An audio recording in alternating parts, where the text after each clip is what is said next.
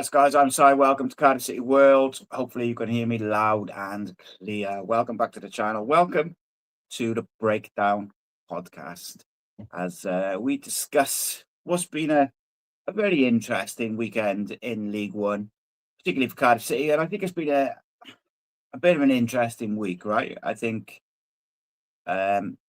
everyone got a bit carried away, me probably included. I was a bit nervy after that Barnsley game because it felt like a missed opportunity, right? But I think, like I said to Jamie on Thursday, 7 days is a long time in football. And it has felt all along like Bolton and Bradford and these teams. Only Lincoln has really been consistent, and us have been consistent. The rest of the teams do tend to drop points. The gap is reopened. And, you'd like to think now that Cardiff can kick on and look above. And I thought Nathan Blake put it really well that last week is, with the gap that we've got, even if it wasn't back up to 11 points to third, look above you. You're only 4 points behind.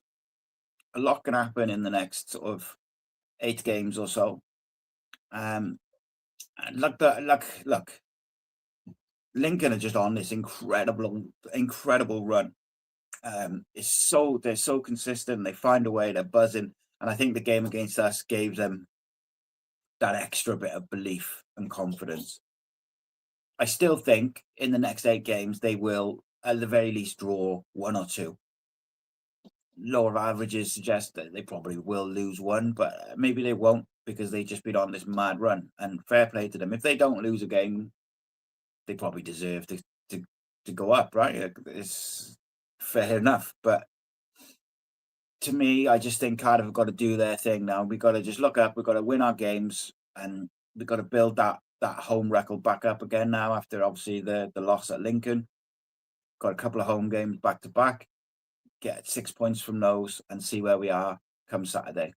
If you can get 6 points from the next 2, you can really see where you are, because if Lincoln only take 4 points from the next 2, you've made 2 points up already. So it's important that we just take it game by game, and we look and win our home games and take points away. It's going to be very difficult now for the chasing pack to catch us.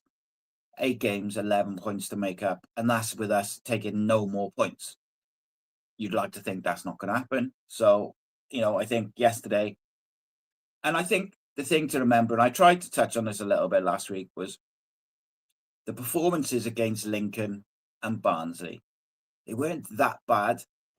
They weren't great. They weren't the best that we've been. They weren't to the standard that we've probably been on in this incredible run, but they were decent. We just weren't ruthless. Probably a bit tempo was a bit off.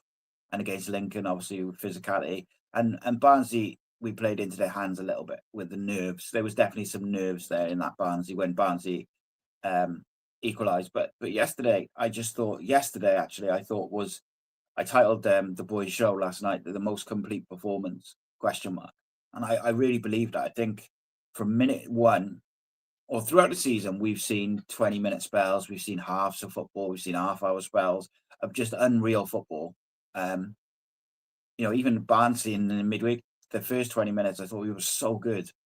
We just couldn't maintain it, probably because of nerves. Whereas I actually thought yesterday we were just so good from almost the first minute. We dominated, we were quick, the rotations, Ruben, Kerryman, Tanner, like the link-up play between them was great. Kean Ashford showed why we were sort of saying he probably deserves a start, and probably felt a bit unlucky not to be starting in the previous couple of games, because he's been very good recently. But yesterday, and I recorded the player ratings video, and everybody was good. And I think that makes a massive difference when every player is at a certain level. If I can ask as well, guys, I'm doing this on my phone with my laptop as the sort of controller, because I've got some tech issues, and I've got some stuff going on at home. But regardless, if you can give it a retweet on Twitter and stuff, I'd be really appreciative, because I can't retweet it until after the show.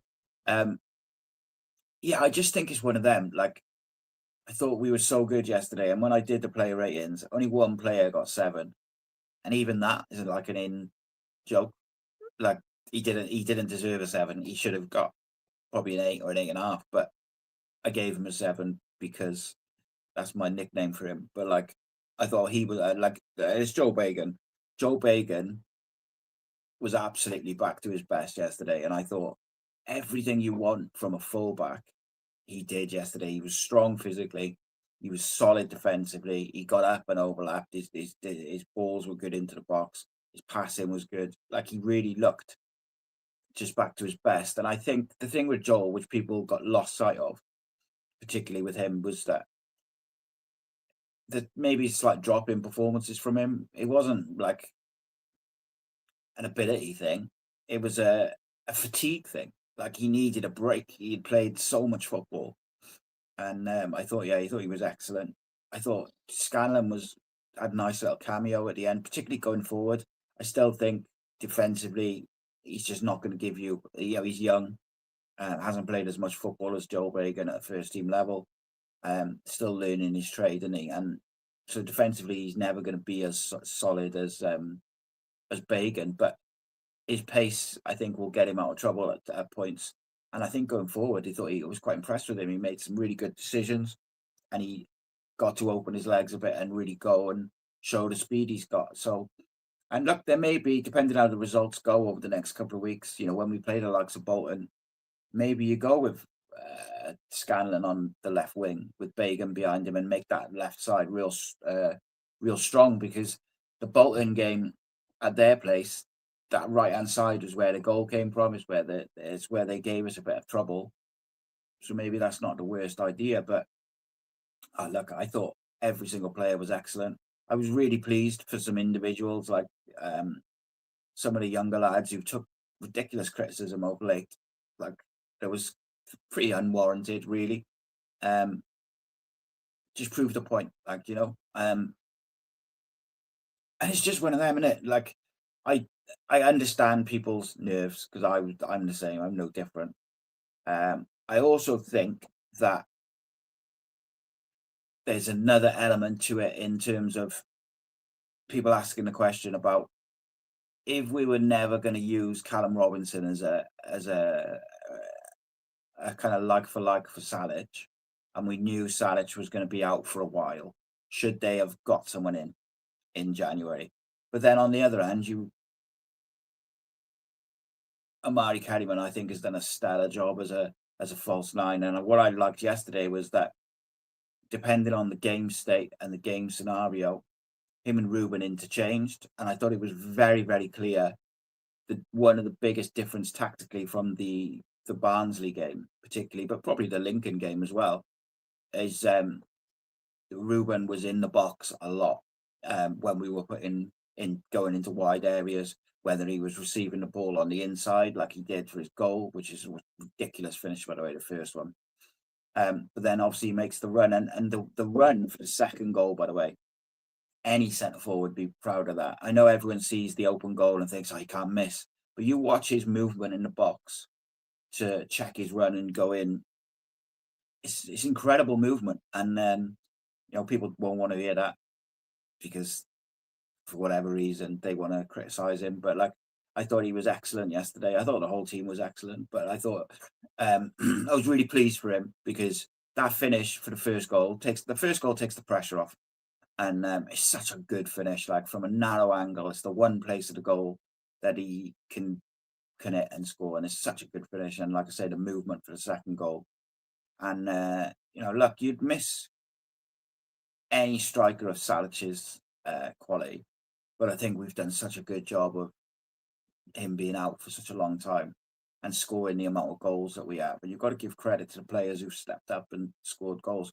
I also understand why people felt that Joel Colwell was very unlucky to lose his place in the side when his brother came back, because Joel's been so good. And Joel does give you something different that the other midfielders don't, with his energy and his movement and his engine. But I also believe that it was very important to get Ruben up to speed and fly in again like he was at the start of the season to finish the season. So I understand both sides of it. Ruben's obviously scored 3 and 2 now, and he's going to be absolutely buzzing. You'd imagine he starts again on Tuesday. And we got a really good record actually when Ruben's captain as well. The interesting conversation comes about, like, does anyone really expect us to play the same 11 Tuesday? I don't think we played the same 11 Tuesday. I don't think we even played the same centre-back pair on Tuesday. And I think that is definitely a conversation to be had. But then equally, the subs who came on, they all did a great job. I thought Robinson looked sharp. You could tell that goal at Doncaster gave him a little spring in his step. He feeds off goals and he feeds off that confidence. And, you know, I just don't see a world where we play the same 11 on Tuesday, if I'm honest. And I also thought Kean Ashford was absolutely sensational. I thought he was so good for the whole game. And the thing which goes missing with Kean is sometimes people will say, oh, he cuts inside, then he keeps the ball. But actually, Kean's decision-making compared to last year has improved tenfold. And I thought it was relatively good last year. Like, Kean's football intelligence is way beyond his years and the amount of football he's played at first team level.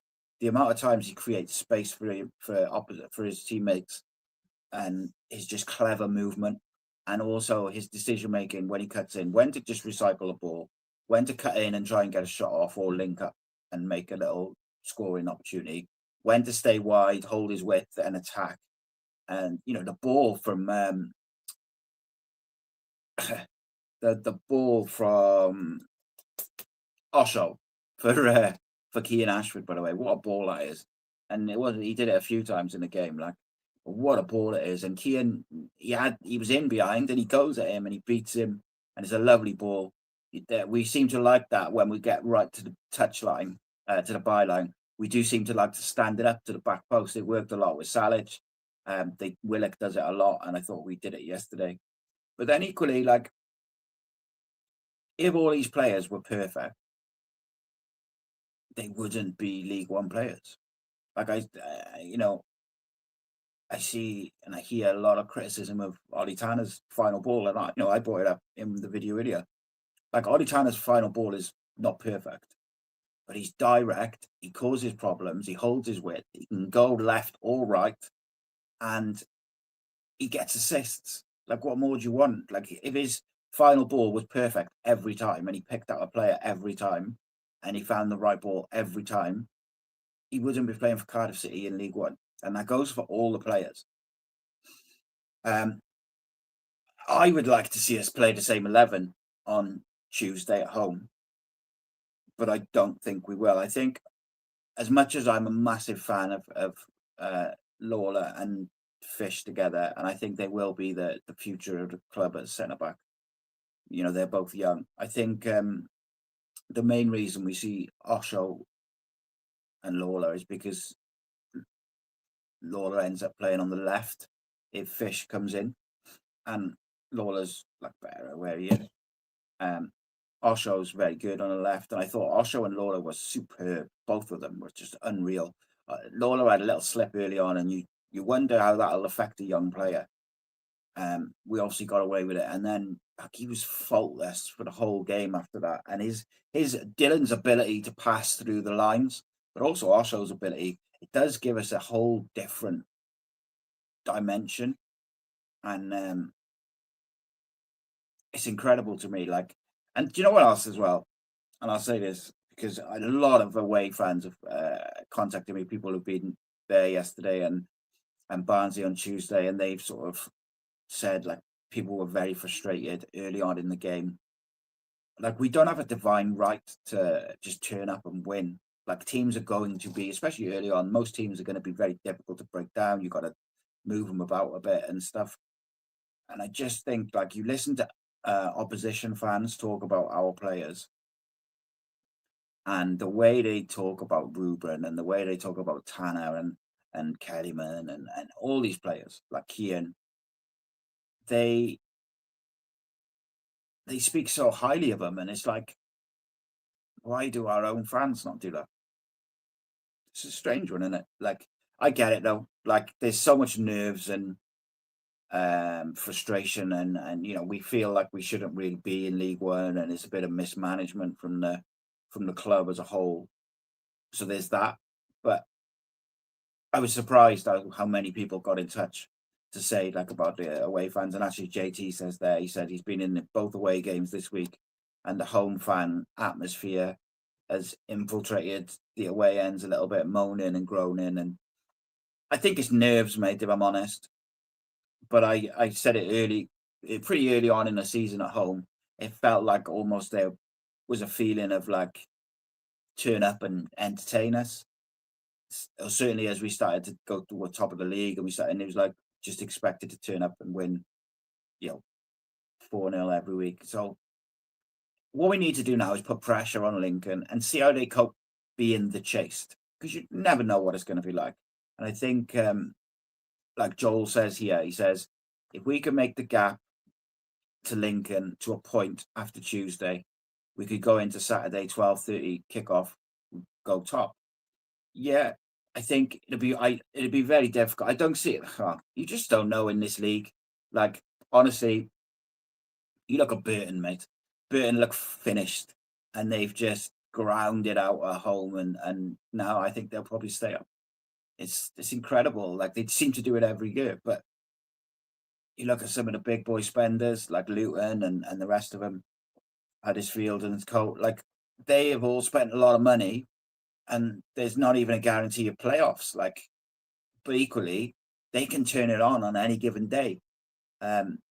Is it Lincoln Huddersfield Tuesday? Someone will tell me in the chat, but I think it is. But like any team in this league, similar to the Championship, the EFL as an overall, like when there's something to play for, any team can turn you over if you're not at it. Now, Lincoln have just been at it week in, week out, and you have to give them credit for it. They came to our place with a plan, and they absolutely nailed their plan. We didn't seem to have a plan B, or we certainly didn't execute our plan A immediately. But I thought we were excellent. Let's have a look at some of these comments. Like Graham says there, he thought City looked nervous till the second goal, then relaxed and dominated. I didn't think we looked nervous, mate. Maybe before the first goal a little bit, but I didn't think we looked massively nervous. Like Ruben and Tanner and Kellyman were having an absolute field day on the right, just triangles and NG, like just little 1-2s and triangles. It felt like we were getting in every time we went down that side. So I didn't feel nervous, mate, watching it. I just felt like it was a matter of time. But it's easy to say, I suppose, when you've won 4-0 afterwards. But in the moment, I didn't feel too nervous after the first goal went in. Up to the first goal, you're always wondering, because I really like their keeper, actually, Wickens. Is it Wickens? Am I thinking of someone else? Anyway, the Exeter keeper, I got a lot of time for him. I really like him. And apparently he dealt with the banter from the away fans as well. I would be very up for bringing him in the summer as a backup or a competition to the other goalkeepers. I felt for him because he ain't stopping any of those goals on one hand, but he made some great saves, and the amount of times he had the ball and wanted to play, even late on when they were 3-0, 4-0 down, he was like getting frustrated because his teammates weren't offering for the ball. So, and I do think Exeter were poor, but we made them look poor because actually on the ball playing out from the back, they were pretty good. But what we did is we didn't press them high up. We let them play out a little bit and then press and kind of pressed about sort of just inside their half. And it was very, very cleverly done. And we just kept winning the ball back over and over again. But, Exeter have got some good results at home. I think the new manager is trying to play a different way for them, which they're probably finding a bit difficult. But I just thought Cardiff made them look poor, if I'm honest. Paul says Exeter were poor. Ruben was brilliant, but the whole team was good. Thought we should have scored more. We was that good. 3 points, great day, evening. Yeah, I don't disagree really with any of that, mate. I thought we made them look poor though as well. But also, without their keeper, we probably do score, several more. So hats off to him. Graham says, Salic, 33 appearances, 13 goals, 4 assists. Anyone would miss that, wouldn't they? Suze says, Robinson's being used like Ole Gunnar Solskjaer was with Man United. Yeah.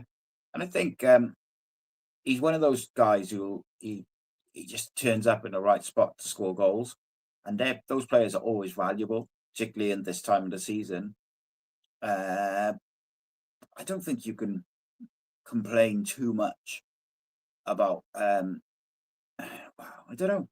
I'm sure he would complain like privately that he hasn't had enough starts and stuff like that. But I think Kellyman has done such an immense job, and Ruben and Joel, when they've done it, like they've all done such a good job, and we've scored so many goals as a team with those players filling in for Salic that it's difficult not to, think that the decision's justified. But I was really happy for Robinson to get a goal. I was really happy for him to have the captaincy for when Ruben went off. And also, I think he's got a big part to play for us late on in games. Could score some really important goals. Bob Banks says Ashford was immense yesterday. He was my man of the match, I think. I thought he was so great. He looked like a player with a point to prove, not just to maybe like on our side in terms of he hasn't started and stuff like that, but also from his sending off and earlier in the season at their place. I think you could see that there was definitely had the bit between his teeth, and I just thought he was excellent. I thought his decision making was superb. But yes, it was a good look. It was a good day.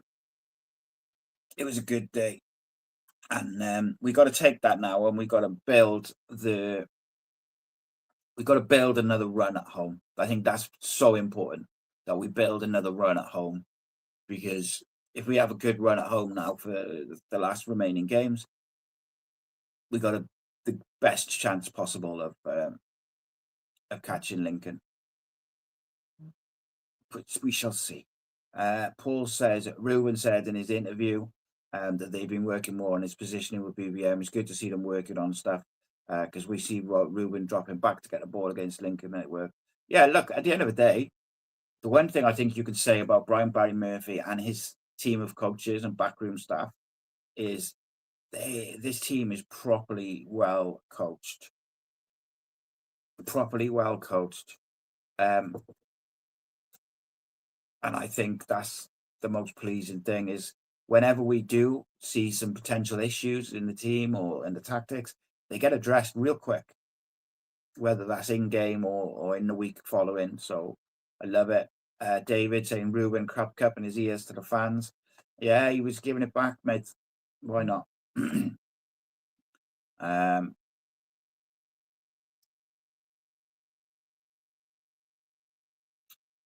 Bob Banks says, got to be Ashford and Tanner for the rest of the season if they're both were unplayable at times yesterday. Yeah, and what I like particularly about Ashford, but actually both of them, they seem to really know when to hold their width and when to come inside, and it makes it so difficult to play against. So what you saw with Tanner a lot in the first half was he held his width, and then Ruben does the underlap, and then Ashford the same, and then obviously the goal comes from Ashford holding his width.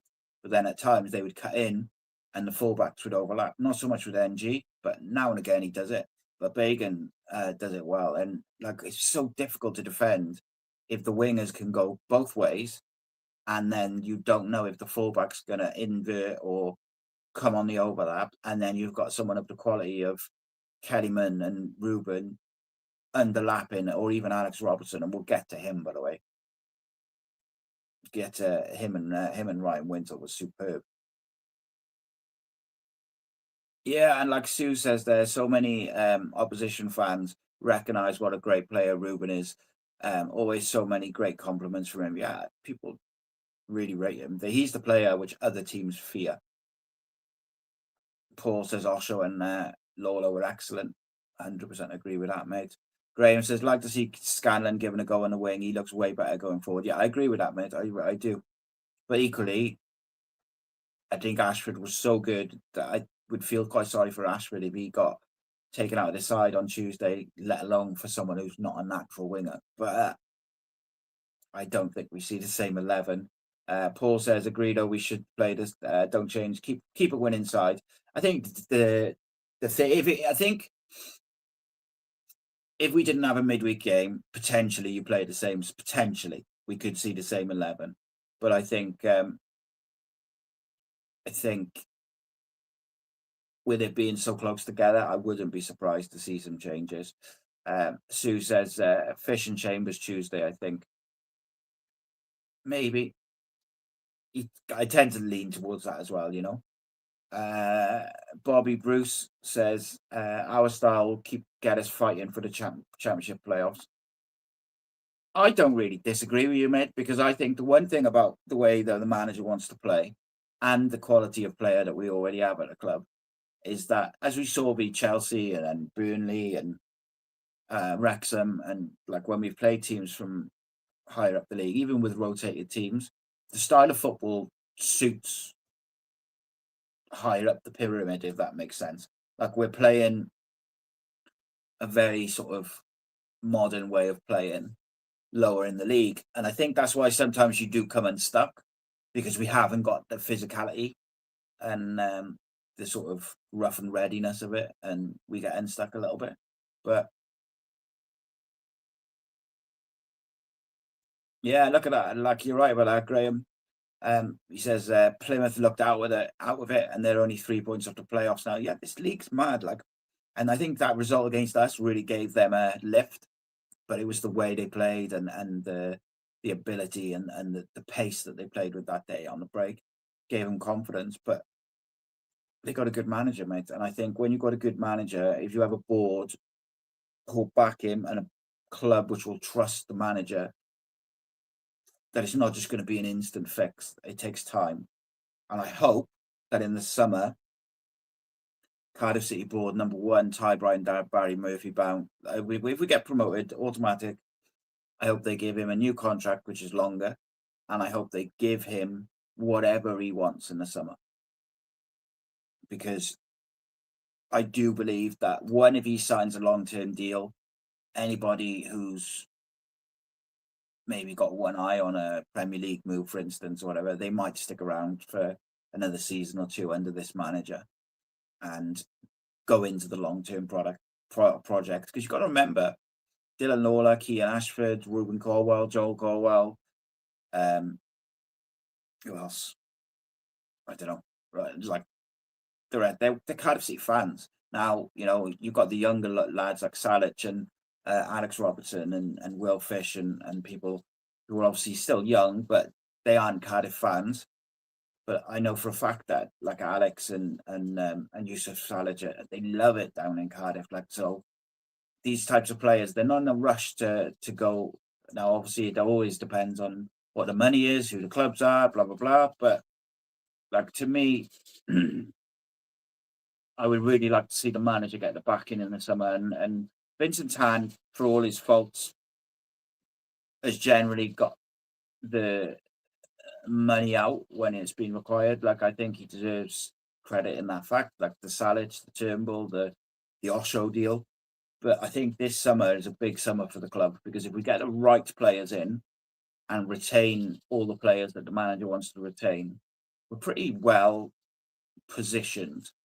Yes, we need a couple. We need a couple of certain profiles, but we also need to retain the vast majority. And one of those players, not the only one by any means, is Alex Robertson.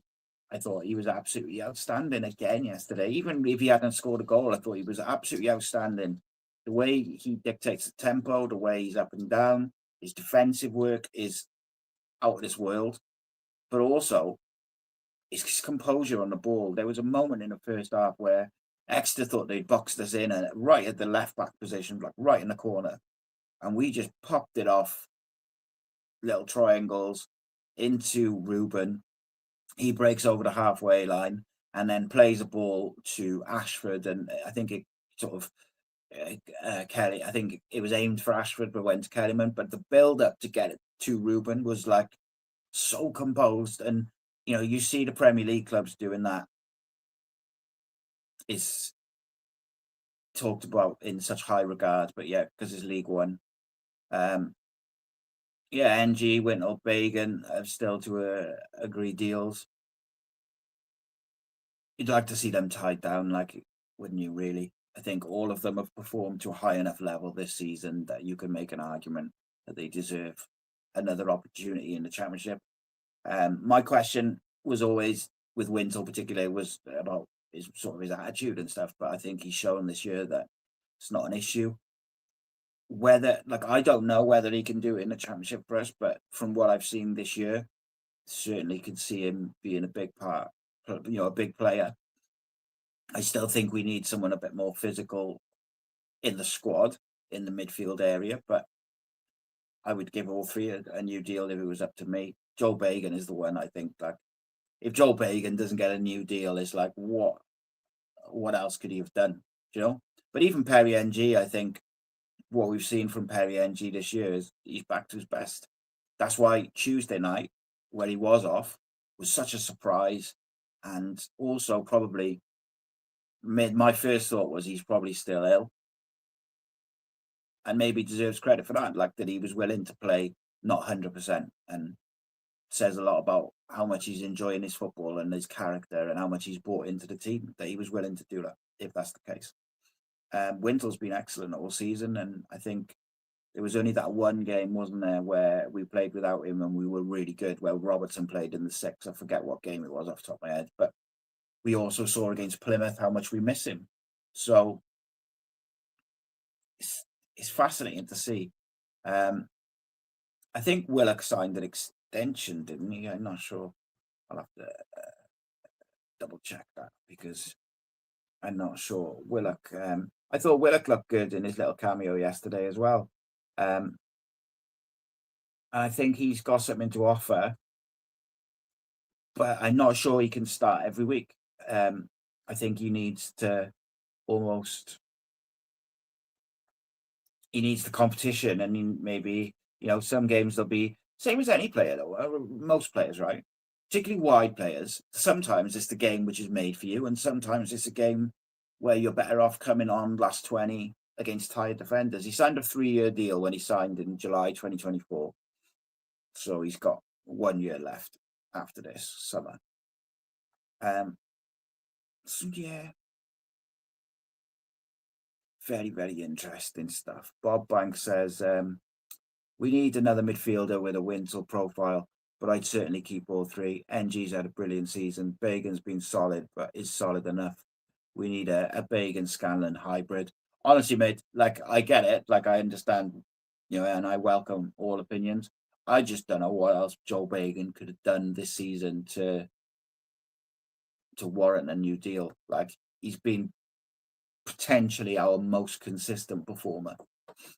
Now, I understand he's not the perfect player, and maybe like people would like to see a little bit more from him going forward, but I think that's improved massively this year. And I think as one of your left back options, I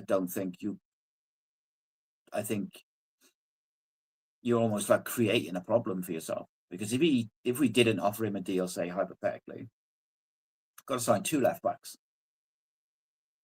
So, like, yeah, I wouldn't understand that. But I'm interested by Scanlon because he's clearly not fully fit, for one. So he can't just come in and start games, and they've kind of dripped him in and out. I would like to see how he does now, if he can get more minutes under him, because he's clearly got electric pace. And I think that electric pace will do him really. I know I spoke to some people who said in his individual duels, he's really, really good. He very rarely gets beaten 1v1 and stuff like that. I think what we've seen with him in terms of weakness is more like is when he gets pressed on the ball, he's looked a bit nervy. But then I think like he also is young, and I think on Tuesday he was nervous and eager to impress. And obviously he knows he's had a really reliable left back in front of you. And yeah, that's a great point, Reece, there. Like, Eli King be back in the summer. Like, he was going to play a massive part this year. And then you obviously got Mafiko. I think like Mafiko's got all the ability in the world. It's whether that'll translate because of his physical limitations, but I just feel like we need that really physical central midfielder. That's the one thing I think we do lack. Like Eli King is quite physical and busy, and he's aggressive and decent on the ball. So maybe he was the guy. Like, but with such a serious knee injury, like you never know how players are going to come back. Do they have to change their game? Do they have to, go? I'm going to do some research into how Mafiko's been doing. I'm going to speak to some people and see how Mafiko's done on his loan and whether it'd be easier, because I don't know where maybe he'll need another season, or like a full season in League One, maybe on loan. And Bob Bank just sort of clarified there with it. He said Bacon definitely deserves a new deal, 100%. I'm not his biggest fan, but I can't deny he's been good for us this season, and the squad love him too. Yeah, and I think like there is that side of it, isn't there? Like this squad is so together, and if you didn't offer a new deal to someone who's been so consistent and such a big part of a hopefully touch wood successful season, how does that affect the group in terms of their relationship with the club as a whole if you don't offer him a new deal? I'm sure they will, surely. But you'd think it would be done, but then I think maybe they've had conversations, and then they have to be sure that the promotion is assured before they can really nail it down, because they need to know where they are financially. You have to be realistic. Like, you can't just sign all these lads to new contracts and then the wheels come off and you make the playoffs instead of the automatics, and then you lose in the playoff final, and then you've got all these players on long-term big deals. So I understand waiting, but let's just hope that we don't wait and they get a better offer elsewhere ultimately. But you'd like to think that they understand that, or you'd like to think that the manager or the club or whoever is responsible for that side of it has communicated that well enough to them that there's no issue with a deal, but we just need to know where we are financially first. I think that's fair. Bob Bank says Eli King's a tough one. Loan him out for the first half of the season to get back up to speed. Yeah, I'm not sure how far off he is. I'll find out that. But like, he's a player, Eli King is. But you never know with any player. I watched a video yesterday about Alan Smith, who went from Leeds to Man United as a striker, didn't he? And then he had that horrific leg break. And when he came back, they thought he was never going to play football again. He was never going to walk without a limp. And he came back as a midfielder, and he won a league the season he came back. But I guess what I'm saying is, with those serious types of injuries, you just never know how a player is going to come back. Will they have lost a yard of pace? Will they have lost a bit of physicality? Mentally, how difficult it is. We saw with what's his name last year for us, when he came back after a long layout, and it was in the Jacks game. Was it last year or the year before? I don't know. And he came back, and you could see he was almost testing his knee out against, and he went in for a 50-50 in the Swansea game, and you saw him stretch his knee out, and he was like, "Oh yeah, it's good." And then he kicked on then, and it was really good. There's a mental side to it as well, for sure. Naika Howard got his first assist at the weekend, says Jonathan. Good, nice to see him have an impact. Yeah, I think that that Newport loan is a tough one, because they are fighting relegation in a big way. And for a young player who's really just going there to get some game time, right? It's so difficult, because he's going there to develop. They need results. And how difficult is that then to, one, give the youngsters the time and the patience and the belief that they need to go and develop, but also, can they have an impact as well? And I think he's got the skill. is whether he had the physicality. But that was a massive result for them to, they're just starting to get a few results of late. Like they beat Barnet, they beat Tranmere, they beat Salford City, they had a draw. They're just getting two to the bottom four, though, isn't it? So they're be difficult for them. Be very, very difficult for them. But they're starting to get those couple of results now, and it'll be interesting how much. Great to see James Kroll scoring goals. He's another one who I always wondered whether we released a little bit soon. Proved goal scorer, but I think injuries from memory just caused him all sorts of problems. But that's my memory, and my memory's shocking, so I might be wrong about that. He's a goal scorer, scores goals, and comes up with a winner. 2 late goals for them yesterday. That gives you confidence. Those late wins, they always breed confidence. 2 wins in the last 3, and when you look at the form of the teams around them, so you've got Tranmere, Crawley, Barrow, and Harrogate are the teams around them. They can't buy a win, and Newport have got 2 wins in the last 3. So hopefully Nyakawa can kick on and get a bit of confidence from that, because there's a player who's got skill there. Now, I'm not saying that he can come back and play for us in the first team, but he's definitely got some skill. I think what he needs is first team football, and he needs to play regularly. So it'll be interesting to see whether Tan can kick on now and get a game time to between now and the end of the season to really kick on. Just trying to have a look to see if I could see how many games he's played. Got this stupid AI thing on Google now. Just pain in the butt. Right. Anyway, back to Cardiff.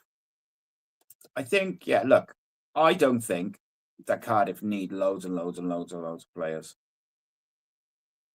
But I think we need the right players.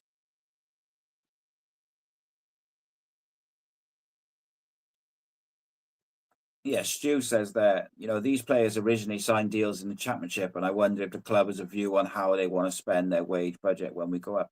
Yeah, and that's what you've got. So, let's use like Perry NG and Ryan Wintle as an example, just because they're slightly more senior. They'll probably be on decent championship contracts. So if you renew their deals, or you offer them a renewal, and imagine that you're looking at offering them at least the same as what they're on now. And what you don't want to do is offer them those deals, then we don't go up, and then you're stuck with championship wages. You have to manage it. Now, could you offer the deal, agree it, and then say if we have a clause in there whereby if we don't go up automatically, that there's, their wages come back down to a more manageable level. I mean, I guess you could do that. I don't know. I don't know enough about football contracts to really kick on and really explain it and go into detail. But we'll have a look at some of the loan lads like Mafiko and Nyakawa and a couple of the others, Giles and Spears and that, and we'll do a video about that. Won't be for the next couple of weeks, I can tell you that much, but we will do it soon. You might notice that I won't be live. I personally won't be live as much over the next couple of weeks. Nothing to worry about. I just got some things going on. So I think Matt is going to do the breakdown next Sunday. If I can, I will, but we'll see how we go. We've got a plan anyway in place, and the live shows throughout the week will carry on as normal. Someone will fill in for me if I can't do it. There won't be like too much change. But tomorrow we got the player ratings video coming out, which is a good one. And we got a Cardiff City phone in tomorrow night and the member show tomorrow night. And then obviously Tuesday we got match day preview. And then I'm doing the post-match. It'll probably be a post-match video because I'll be at the game. So I'll just record a video after the game and upload it while I'm driving home. Otherwise it won't get home till late, and it'll be super late. And I'll be far too tired for that. But like the main thing is get 3 points on Tuesday. Like, what would your 11 be for Tuesday? If you assume that Brian Barry Murphy is going to make at least a couple of changes, what would those changes be? Because I find it very difficult now, because I wouldn't split Osho and Lawler up. Maybe you could make an argument for Fish coming in for Osho because of his diagonals on the bigger pitch. I could make an argument for that, I guess. But I don't think you can drop Bagan.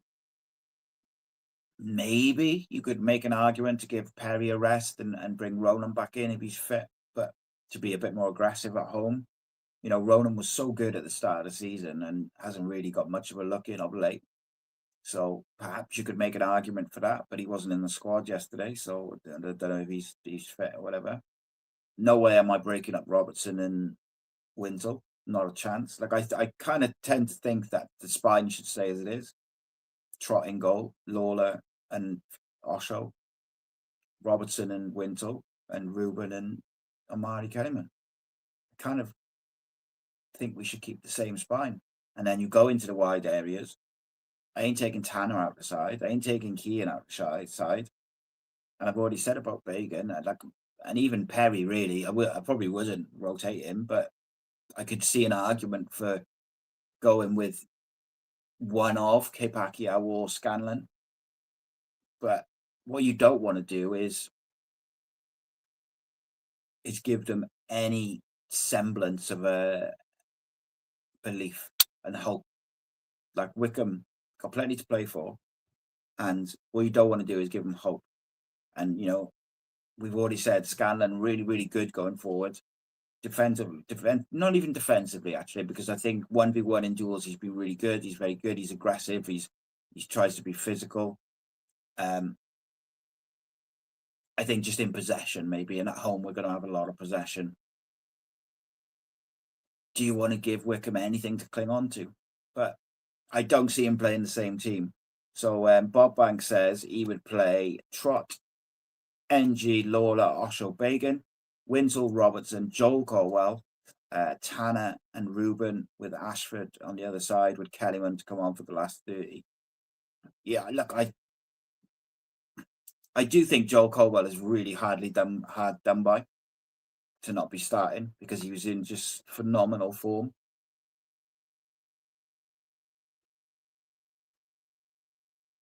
You know, and next year the competitive, you know, if we do go up and we bring the right players in, competition for places is going to be even higher.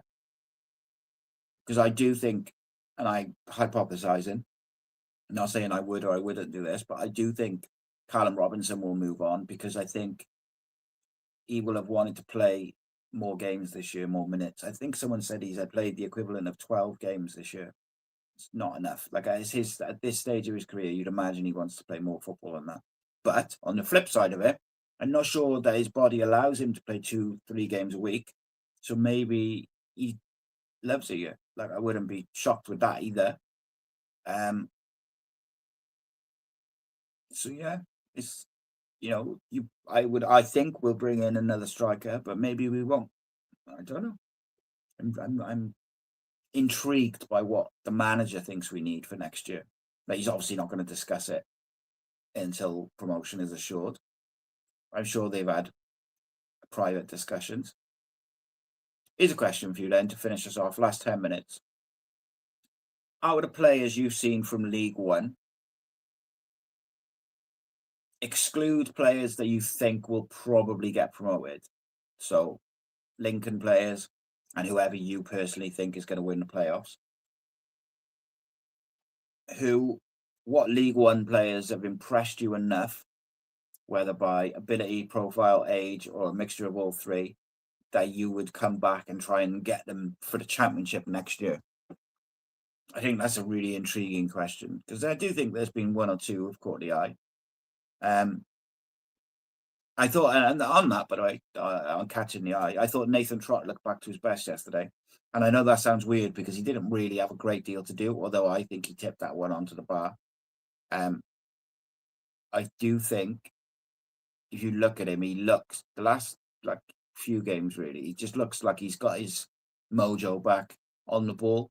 So he fired a couple of balls out to Tanner on a sixpence, and he just looked real comfortable, happy, confident, and that's what I want to see from him, because that younger Nathan is a shout, mate. I got a lot of time for him. He's a good prospect, and he might not be one who like plays all the time necessarily straight away. He's got a lot of ability though. Will play for Wales as well, so always a good. So Don Ballard's a really interesting one. I said Don Ballard. He was one I would try and get out because of his ability to press and move, and his ability to carry the ball, dribble with it, but also his finishing and everything which kind of goes with it. I think he's a very, very well-rounded striker for a young lad who is also quite physical. He could also play wide in the 10 or as a striker. But John Mordecai, we were having a conversation about it, and he thinks Tolaj is way, way better. And he kind of talked me out of it a little bit with Ballard. But no, look, Ballard's definitely one of those ones who's caught the eye, as has Tolaj. But I'm not thoroughly convinced by Tolaj's all-around game. I think he's physical and he's a good finisher. But do we need a bit more than that, the way we play? Like, do you have to be, like, it's the same as, like, no disrespect to Big Ollie, but, like, you remember, like, Olifanjana, like, absolute unit of a guy, great footballer, like, in the era that we had him, in terms of he suited what we wanted. But like, if he came into this seed, we need physicality, but will he be able to play the way we want to play? Like, I think is one thing, you've got to have the technical ability as well as the physical attributes. But maybe I'm doing Tolaj a disservice with that. Liam says Don Ballard. Stu says a few people saying about Tolaj. What else we got?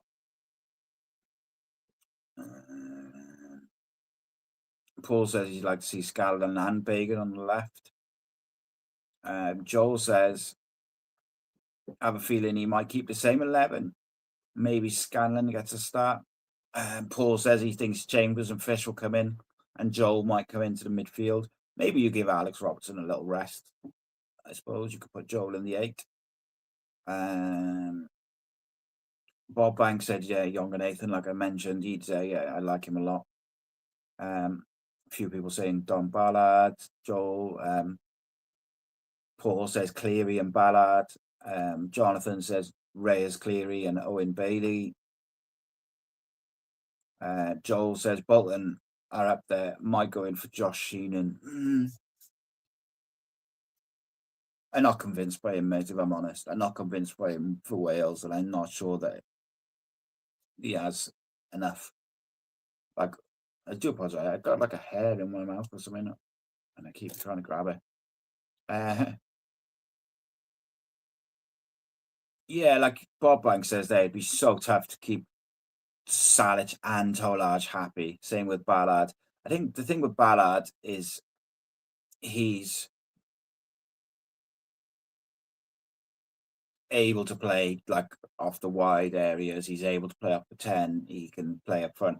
And so then it gives you the opportunity to give him minutes with Salic.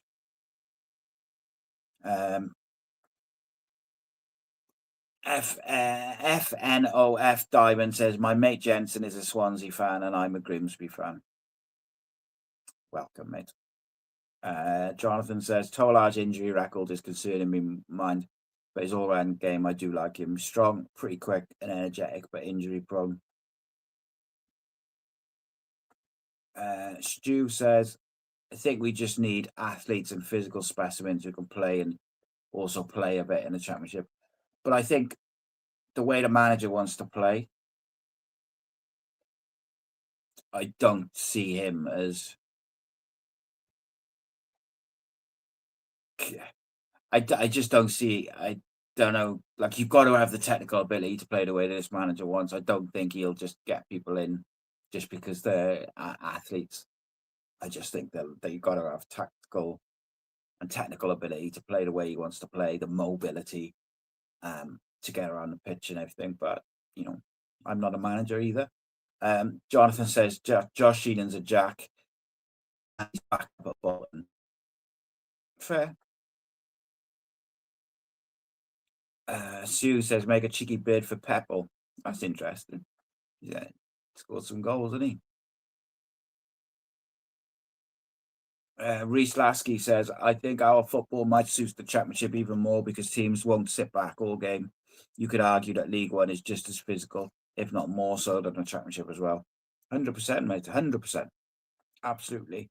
And I think that was something that I've talked about before, is like we are proper. I could see us going up, but like, when you look at historically over the last 10 years, how many teams in League One have gone straight up again, or certainly been in the conversation? And there's quite a high percentage of teams that have done it. You know, Ipswich is obviously one, but there is others. And I think it's generally been the teams who play a certain way, play like quite a modern style of football.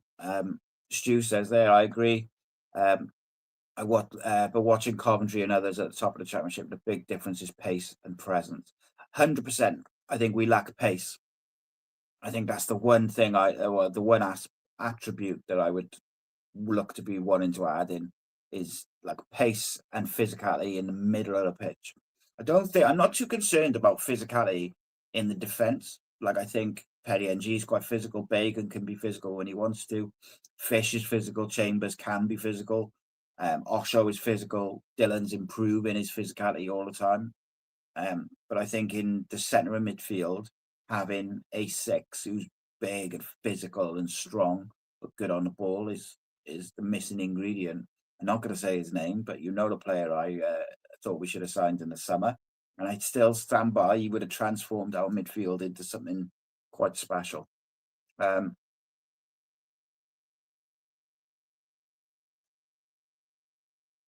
Be interesting though. Be interesting because, like, I do think, and do you know, there's the other dynamic to it. The likes of Dylan Lawler, who've got some ridiculous clubs after him. I'm hoping that he'll want, you know, at least one more season with us in the Championship, like, hopefully.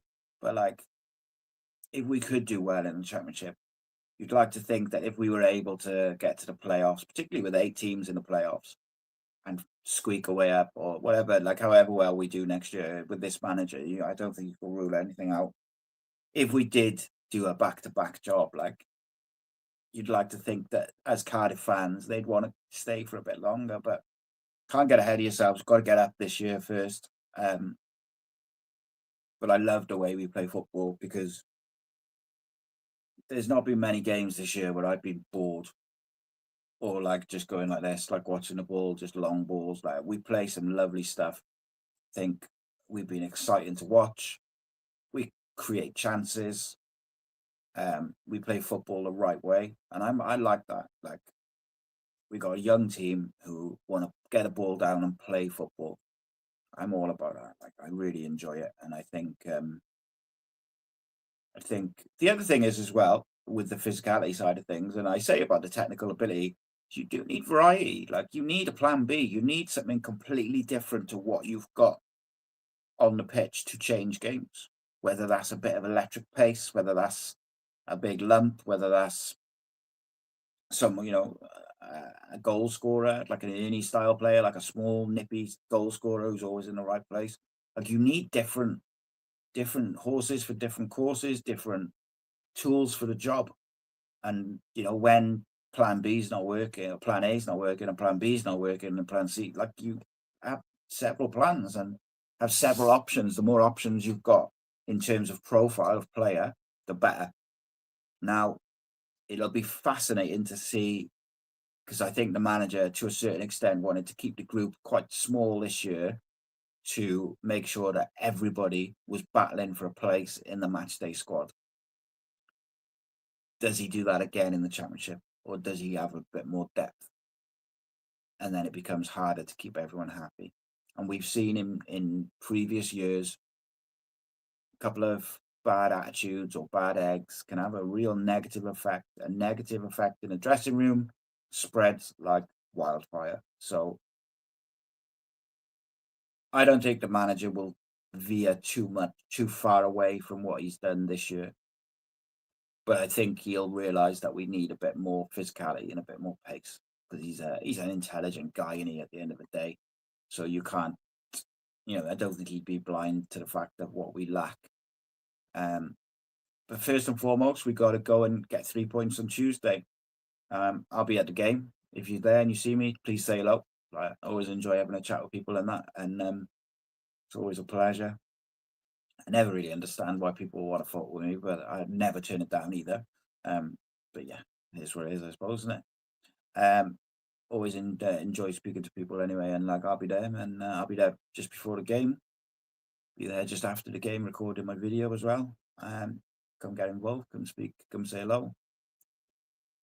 And fingers crossed, we're celebrating another 3 points, because it's a big game. You never know. Like, what was I saying to Jamie on Thursday? Like 7 days, a long time in football. Even a few days, like so much can change so quickly.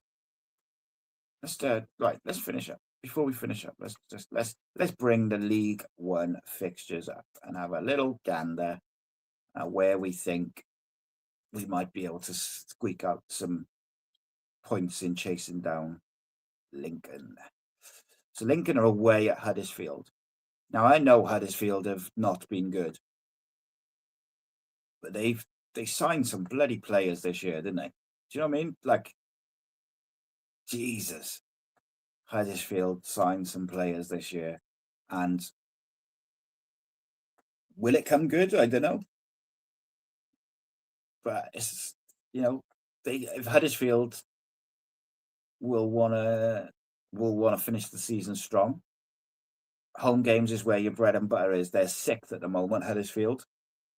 If they can pick up 3 points on Tuesday, that would would potentially give them a little bit of a gap. Like Stockport have lost 4 of the last 5 games. It's incredible, the drop off in them. But I did say when we played them at their place, I didn't think they were very good. I just thought they were physical. And I wasn't massively impressed with them at our place either. I thought they were physical and well drilled defensively. But as Stevenage have shown, being defensively solid and then signing someone who can score you some goals in a January window, and you can get up there. Bradford losing on Saturday was the one, wasn't it? Like, I know Bolton drawing was big for us, but Bradford losing, because they were there and thereabouts, and obviously we got to play Bolton.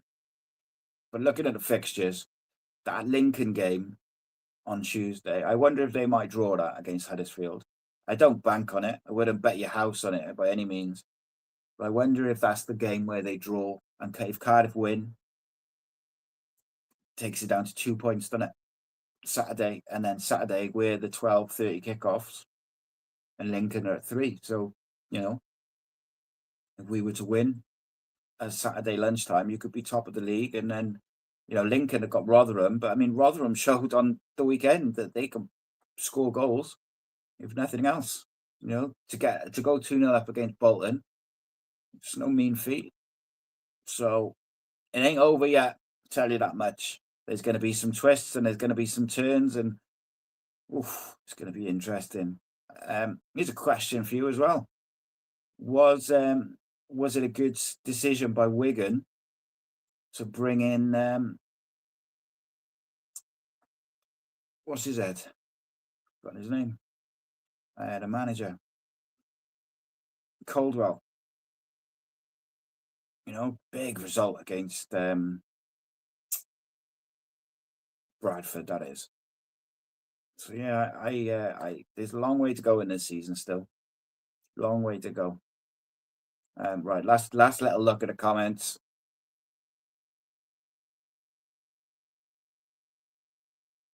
Reese says, are we realistically going to have a decent budget to spend I can imagine another quietest window. No, I think we'll have money to spend, mate. Although saying that, I'm not sure if we will actually, mate, because our finances are not great today. And obviously we're going to fall into the FFP or whatever it's called now, because we lost so much last year, and then going back into the championship rules, it's going to be problematic. Hopefully, we don't have to sell one of our young players to fund the transfer window. That would be really disappointing. Now, I'm not saying that none of them will leave, because if big money comes in, realistically, we probably won't turn it down. History tells you that. But I would like to think, maybe naively, that, those players will want to stay and will want to keep them. But Tuesday night is the one. Win your game. You can't worry about what's going on at Huddersfield. We just got to win our game. Because, like, Brian Barry Murphy was spot on about that. Just win our games, and then whatever will be elsewhere. But like Curtis says there, I can see Huddersfield getting a point against Lincoln on Tuesday. Yeah, I don't think it's the most outrageous thing, but we got to make sure we win. Like, we've got to make sure that we win on Tuesday by hook or crook. Just win. Doesn't matter what else.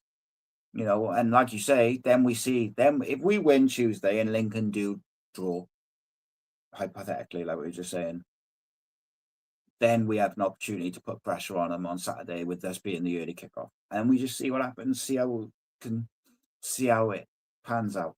But we're in a good position. We've had a good finish to a difficult week.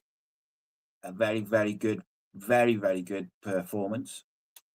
And ultimately, we took 4 points from 3 games, but, some tough games in there. And away to Barnsley is a tough trip midweek, a long trip midweek.